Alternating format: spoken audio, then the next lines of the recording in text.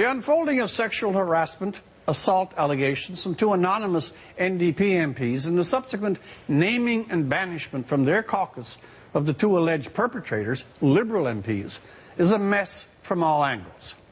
The complainants wish not to go on the record, not to be named, not formally to complain, and definitely not to go to the police.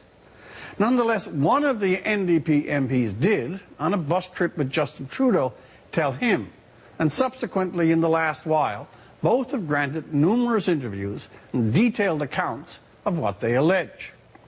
The two Liberal MPs, meantime, were, upon Mr. Trudeau's being told of the allegations, told privately, it must be emphasized, publicly kicked out of their caucus.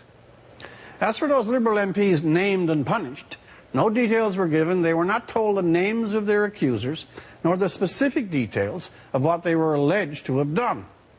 No one, it seems, wants to go to the law, but everyone wants some sort of vague action.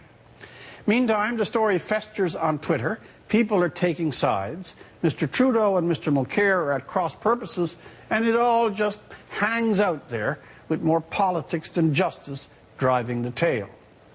Matters of such high consequence cannot be simultaneously public and private.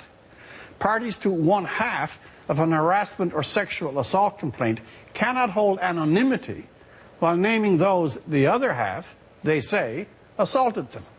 The accused are named. The accusers are shielded. This cannot, in justice or conscience, be abided. The NDP MPs are not powerless. They have a caucus. They have the leader of Canada's opposition behind them, and the public's ready sympathy for victims of sexual assault on their side. If then what was alleged happened, and female MPs won't come forward, who will? How will women in far less powerful and prestigious positions ever find the courage if MPs cannot? Nothing is gained by veiling, by stories half told, avoiding the police, and insisting only that those allegedly injured have the right to determine how such matters must be handled. House of Commons is supposed to offer example.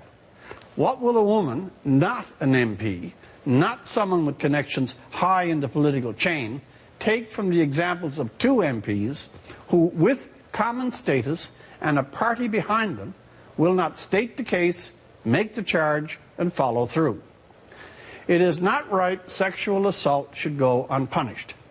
Nor is it right sexual assault can be alleged anonymously and named MPs ruined without test. Sensitivity to a victim should not overwhelm centuries of law, established practice, and the principles of equity. For The National, I'm Rex Murphy.